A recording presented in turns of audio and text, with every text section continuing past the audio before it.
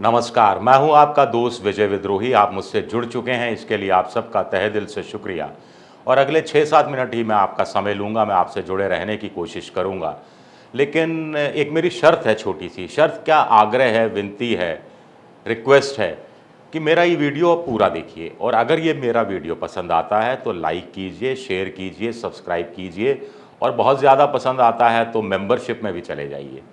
आपकी इस सहयोग की मुझे बहुत ज़रूरत है। चलिए एक शुरुआत करते हैं। 2 अखबारों में 2 खबरों पर नज़र पड़ी तो मुझे लगा कि आपको इन पर डिस्कस कर लिया जाए। एक राजस्थान पत्रिका, इसमें देखिए एक खबर है कि मणिपुर में कानून पर भरोसा बहाली के लिए सामने आया सुप्रीम कोर्ट।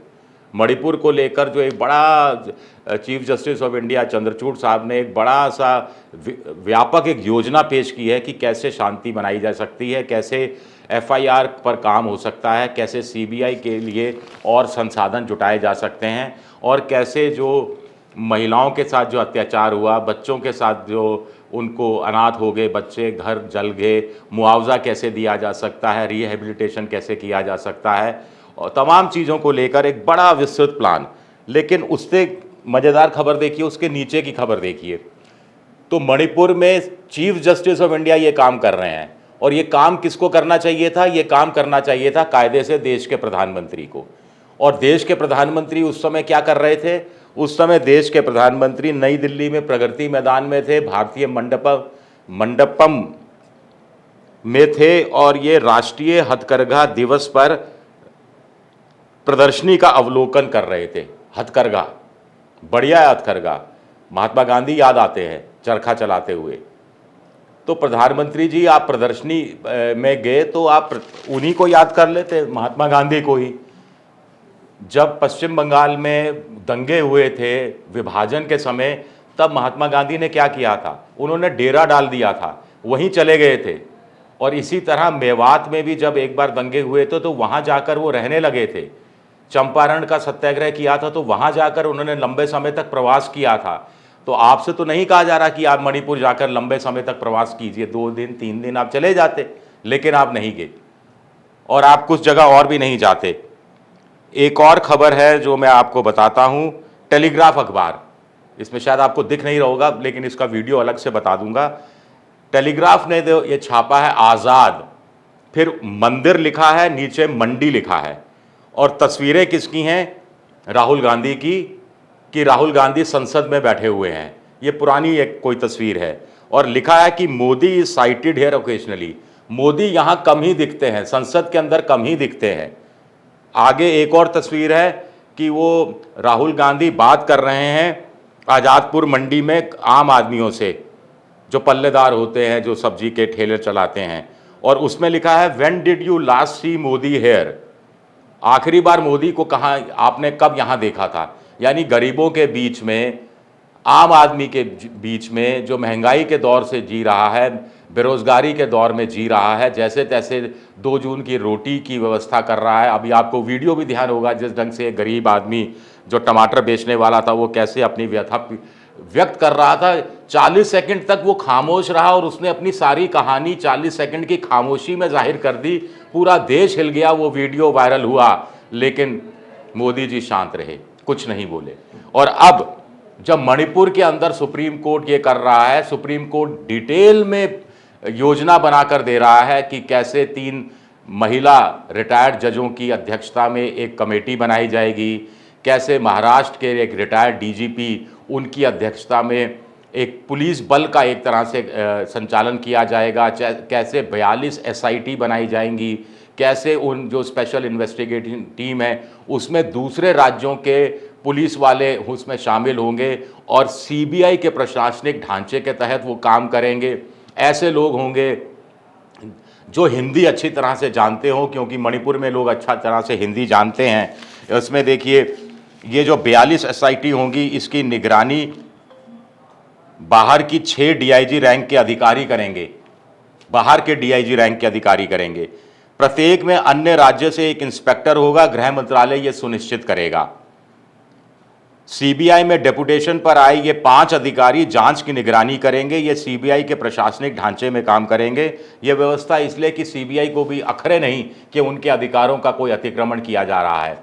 तो इससे पता लगता है कि सुप्रीम कोर्ट कितना गंभीर है और कितना गंभीर मोदी सरकार को कायदे से होना चाहिए था। मजे की बात यह है कि भारत सरकार के जो अटॉर्नी जनरल हैं वेंकट रमनी, उन्होंने कोर्ट में कहा, तुषार मेहता भी इससे पहले जो सॉलिसिटर जनरल हैं, ये भारत सरकार का पक्ष रखते हैं, ये मोदी जी की तरफ से बोल रहे हैं, ये मणिपुर की सरकार की तरफ से बोल रहे हैं और दोनों जगह बीजेपी की सरकार है, तो डबल इंजन की सरकारों की तरफ से बोल रहे हैं कि स्थिति अभी भी बहुत ज़्यादा तनावपूर्ण है और कोई भी हल्की सी चिंगारी अगर पैदा नए सिरे से आती है तो उससे चीज़ें बेकाबू हो सकती हैं और भविष्य में हमें उनको कंट्रोल करने में और ज़्यादा दिक्कतें आ सकती हैं। तो मज़े की बात क्या है कि भारत सरकार खुद मान रही है कि मणिपुर में हालात सामान्य नहीं हुए हैं। भारत सरकार खुद मान रही है कि मणिपुर में हालात सामान्य तो क्या, बेहद बेहद तनावपूर्ण बने हुए हैं। भारत सरकार खुद मान रही है कि मणिपुर में एक नई चिंगारी अभी तक जो भी कुछ हुआ है उसको तहस नहस कर सकती है, नए सिरे से हिंसा को बढ़ावा दे सकती है और फिर स्थितियां बेकाबू हो सकती हैं। लेकिन मोदी जी कहाँ हैं?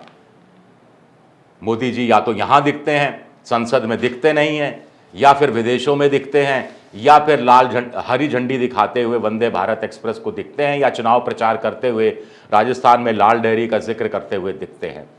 तो कायदे से चंद्रचूड़ साहब मोदी जी को समझा रहे हैं कि किसी राज्य में कैसे लॉ एंड ऑर्डर को कायम किया जा सकता है, कैसे ये काम केंद्र सरकार को कायदे से धारा 356 का उपयोग करते हुए मणिपुर सरकार को बर्खास्त करके वहाँ राष्ट्रपति शासन लगाकर करना चाहिए था, जो उसने नहीं किया। क्यों नहीं किया?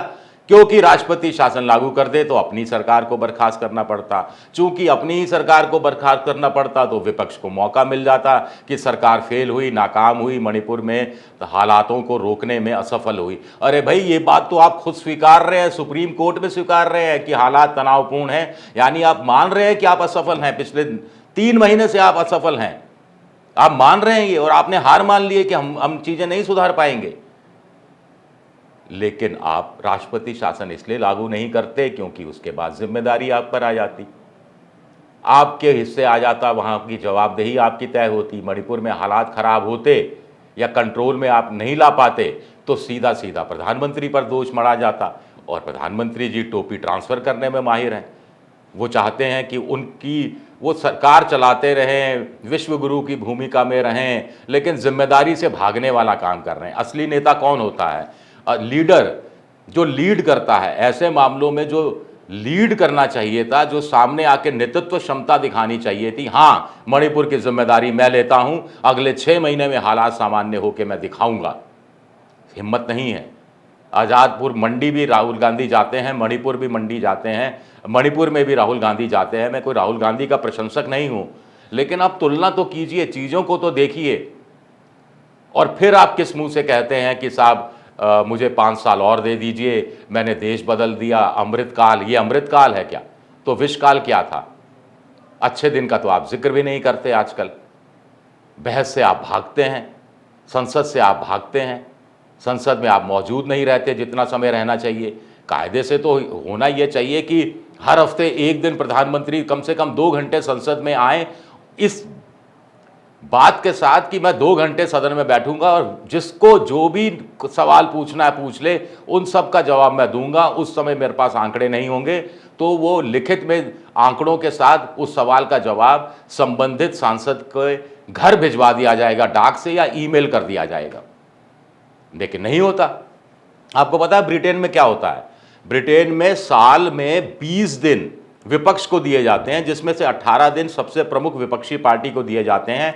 18 दिन वो जो पार्टी होती है विपक्ष की, वो अपना एजेंडा चलाती है, अपने हिसाब से बहस करती है, अपने हिसाब से मुद्दे तय करती है। उन मुद्दों पर जो बहस होती है, जिसका जो निष्कर्ष निकलता है, जो सुझाव सामने आते हैं, उनको मानना ना मानना ये सरकार के लिए बाध्यकारी नहीं होता, सत्तारूढ़ पार्टी के लिए।